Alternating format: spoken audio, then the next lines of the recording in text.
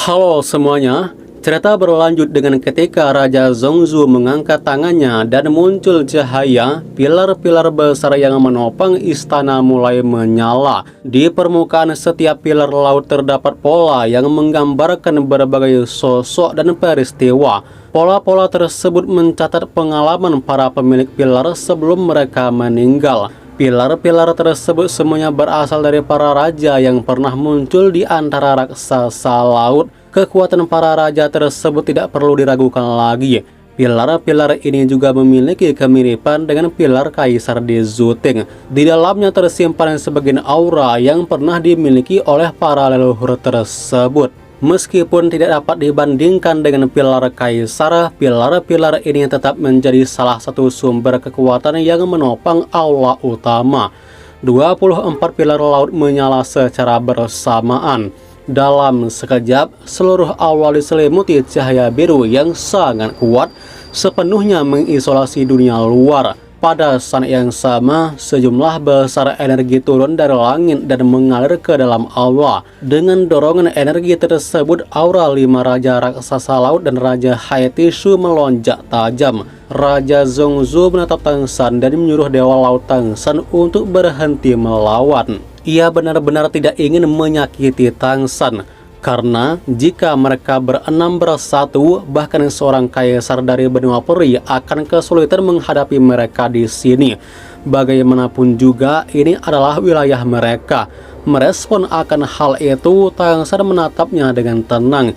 Dia mengungkapkan bahwa jika berada di benua peri, memang benar bahwa ia yang baru berada di tingkat ke-10 tidak dapat bersaing dengan seorang kaisar.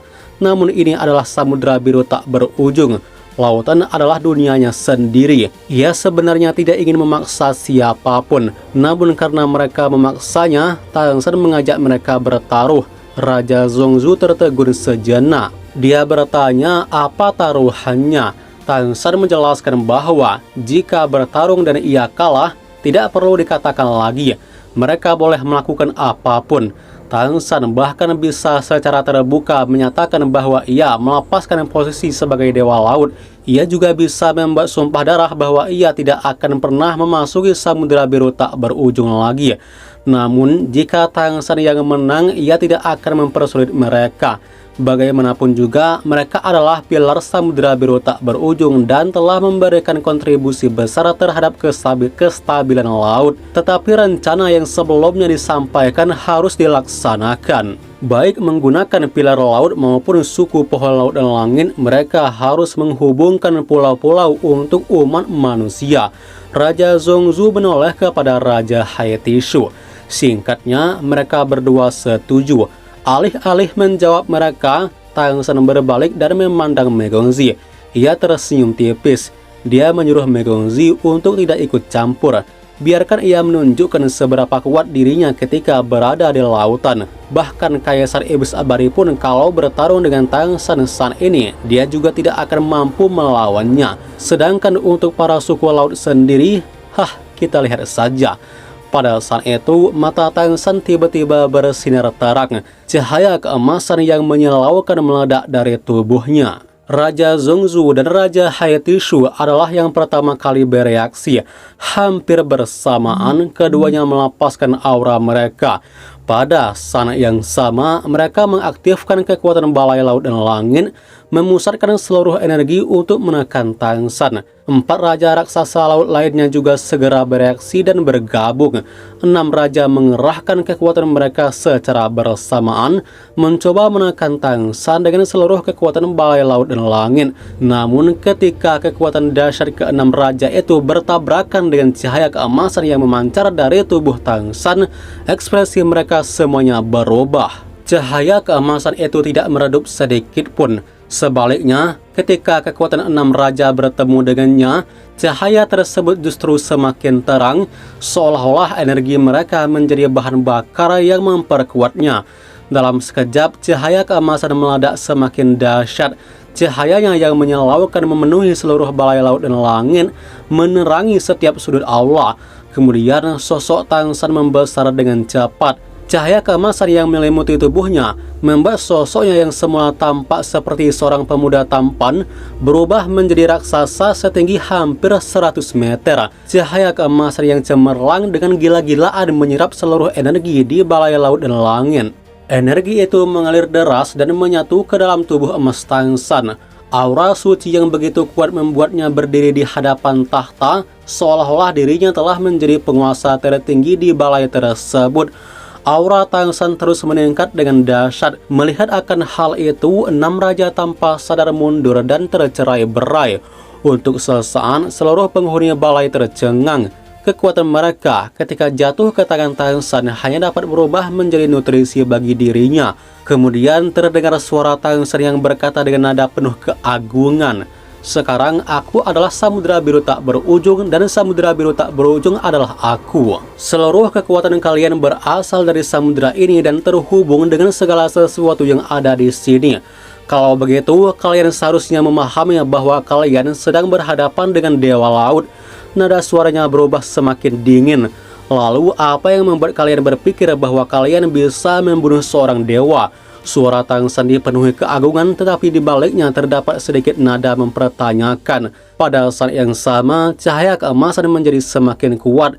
Raja Zongzu terkejut ketika menyadari bahwa dirinya telah kehilangan kendali atas balai laut dan langit. Kendali atas seluruh balai kini sepenuhnya berada di tangan Tangsan. Dia pun paham, begini, balai laut dan langit adalah artefak yang seharusnya dikendalikan oleh dewa laut. Tangsan adalah dewa laut. Oleh karena itu, segala sesuatu yang lahir dari laut dan berada di bawah otoritas laut tidak mungkin menantangnya. Ini adalah otoritas ilahi yang mutlak. Di dalam wilayah samudera biru tak berujung, tidak mungkin ada kekuatan yang dapat melawannya. Inilah alasan Tangsan berani datang meskipun ia telah menduga bahwa Raja Zongzu mungkin memiliki niat tertentu. Tangsan merentangkan kedua tangannya ke samping. Pola trisula di dahinya tiba-tiba memancarkan cahaya yang sangat terang. Sinar keemasan melesat keluar dan langsung menyelimuti tubuh Raja Zongzu. Dalam sekejap, Raja Zongzu seolah tersambar petir. Ia sama sekali tidak mampu melawan. Di bawah tatapan heran 5 raja lainnya, tubuh Raja Zongzu menyusut hingga akhirnya kembali ke ukuran manusia. Kemudian 5 raja lainnya pun juga tiba-tiba mengecil. Sebelumnya, Tangsan terlihat begitu kecil ketika berdiri di hadapan mereka. Namun sekarang keadaan telah sepenuhnya berbalik. Justru merekalah yang tampak begitu kecil di hadapan Tangsan. Kekuatan kultivasi ke-6 raja tersebut telah sepenuhnya disegel oleh Tangsan. Pada saat yang sama, cahaya mengalir di permukaan 24 pilar laut. Energi yang terkandung di dalam pilar-pilar itu perlahan terlepas, kemudian berubah menjadi aliran cahaya yang terbang menuju Tangsan dan menyatu ke dalam tubuhnya. Cahaya keemasan yang menyelimuti tubuh Tangsan pun menjadi semakin cemerlang. Ke-6 raja itu ditekan hingga bersujud di tanah. Mereka benar-benar merasakan aura keilahian yang mengerikan dari Tangsan. Mereka tidak mampu bergerak maupun berbicara, tetapi indera mereka masih ada. Karena itu, mereka dapat dengan jelas merasakan betapa mengerikannya kekuatan dewa laut Tangsan. Di belakang Tangsan, sebuah kursi besar yang berasal dari cahaya keemasan perlahan muncul. Tangsan kemudian duduk di atasnya dan menutup kedua matanya. Kesalahan terbesar Raja Zongzu dan yang lainnya adalah mereka tidak cukup memahami para dewa sejati. Oleh sebab itu, bagi Tangsan, keinginan klan raksasa laut untuk merebutkan dominasi atas samudera biru tak berujung tidak lebih dari sebuah lelucon. Di wilayah mereka sendiri, mereka bahkan tidak memiliki kemampuan untuk melawan Tangsan. Adapun alasan Tangsan tidak memusnahkan mereka ialah karena klan raksasa laut masih memberikan kontribusi besar dalam menjaga dan melindungi lautan. Karena itu, kekuatan iman yang telah mereka kumpulkan selama bertahun-tahun yang tak terhitung jumlahnya juga sangat besar. Jika bukan karena hal tersebut, Tangsan mungkin sudah lama memusnahkan mereka. Namun, klan raksasa laut didorong oleh kepentingan mereka sendiri dan mengabaikan manfaat besar yang dibawa oleh dewa laut Tangsan ke samudera biru tak berujung, bahkan berniat memenjarakan dewa laut mereka sendiri. Karena itu, mereka memang harus menerima hukuman. Tangsan tidak berniat memusnahkan suku raksasa laut. Bahkan jika Raja Zongzu tidak melancarkan serangan terhadapnya sebelumnya, Tang San sebenarnya berniat membantu klan raksasa laut dan melihat apakah ia dapat membantu mereka melahirkan seorang kaisar sebelum dirinya pergi dari dunia ini. Namun setelah kejadian ini, semuanya berubah. Saat ini, Tang San sedang memberkati lautan sekaligus menyerap sebagian besar warisan bloan klan raksasa laut. Aura Tang San meningkat dengan cepat. Sebagai dewa laut, energi lautan merupakan energi yang paling mudah diserap olehnya. Terlebih lagi, kekuatan yang telah dikumpulkan klan raksasa laut selama bertahun-tahun tersimpan di dalam 24 pilar. Setelah mengalami penyaringan selama bertahun-tahun yang tak terhitung jumlahnya, energi tersebut telah menjadi sangat murni. Bagi Tang San, energi itu hampir dapat diserap dan dilebur secara langsung ke dalam tubuhnya. Seluruh blok Tang San mulai mengalami sublimasi dengan cepat. Auranya terus meningkat semakin kuat dari waktu ke waktu. Pada saat ini, seluruh energi yang telah dikumpulkan Tang San selama ini mulai melebur melalui penyaringan energi leluhur klan raksasa laut. Sebuah roda cahaya muncul di belakang tubuhnya. Di tengahnya, sosok kaisar biru perak kekacauan memancarkan cahaya yang menyilaukan. Di dalamnya, setetes air kekacauan perlahan melepaskan energi kekacauan yang memenuhi sekeliling tubuh Tang San. Dengan bantuan energi tersebut, Tang San dapat menyaring dan memurnikan energi yang berasal dari samudera biru tak berujung dengan lebih sempurna. Tang San dapat dengan jelas merasakan perubahan yang terjadi pada dirinya. Seluruh tubuhnya seolah-olah mengalami transformasi. Sementara itu, wilayah laut di sekitar pemukiman klan raksasa laut terus menerima berkah dari Dewa Laut Tang San.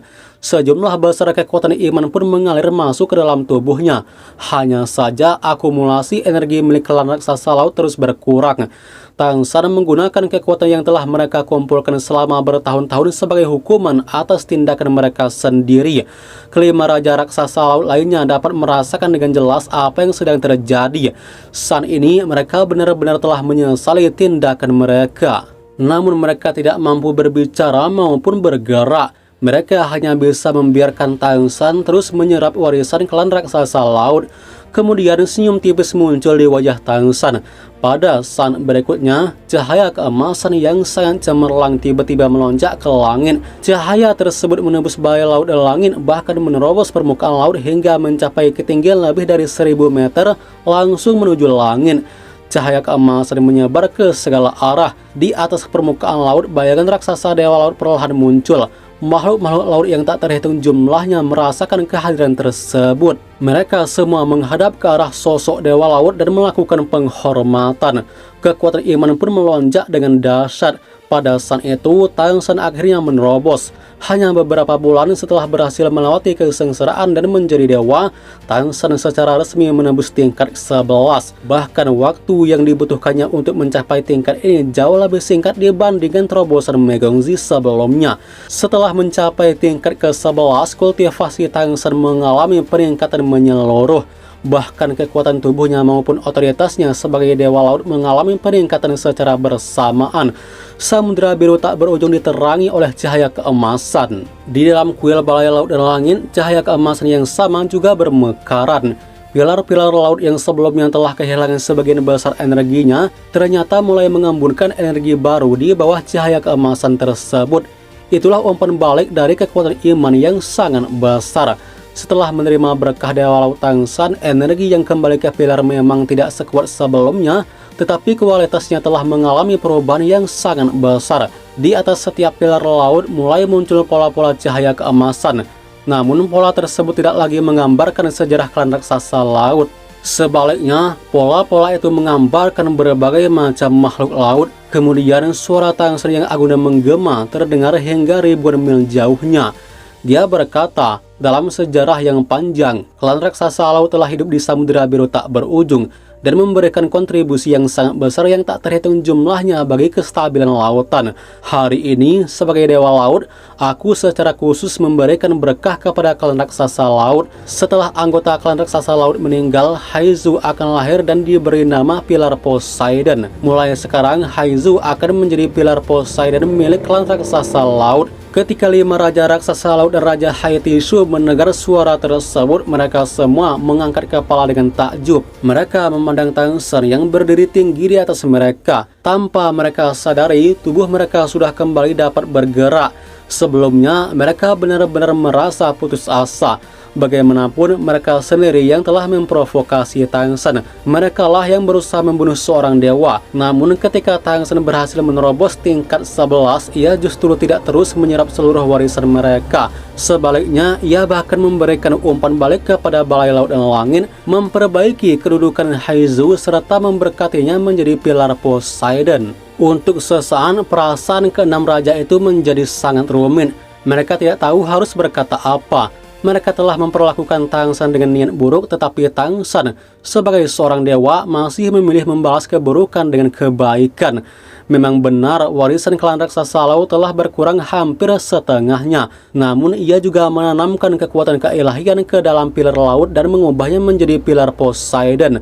Perubahan nama itu bukan sekedar gelar. Mulai sekarang, ketika seluruh anggota klan laut memuja dewa laut, mereka juga dapat menyalurkan kekuatan iman melalui pilar Poseidon milik suku raksasa laut. Dengan kata lain, meskipun Tang Shen telah mengambil sebagian kekuatan mereka, ia memberikan jauh lebih banyak manfaat sebagai balasan. Keenam raja itu mengangkat kepala. Tang Shen yang duduk di atas tahta ilahi menundukkan kepalanya dan memandang mereka. Dengan tenang ia berkata, "Apakah kalian mengerti?" Keenam raja itu perlahan bangkit dari tanah. Wajah Raja Zongzu dipenuhi rasa malu. Beberapa saat kemudian ia berlutut kembali di hadapan Tang Shen dan membungkuk dengan tulus. 5 raja lainnya pun mengikuti tindakannya dan bersama-sama memberi hormat kepada Tang Shen. Senyum tipis muncul di wajah Tang Shen. Ia mengangguk dan mengungkapkan bahwa dirinya akan kembali. Tunggu saja kabarnya nanti. Setelah mengatakan itu, tubuh Tang Shen berubah menjadi cahaya keemasan dan melesat ke langit. Seluruh pembatasan di Balai Laut dan Langit sama sekali tidak mampu menghalanginya. Dalam sekejap, Tang Shen menghilang dari udara.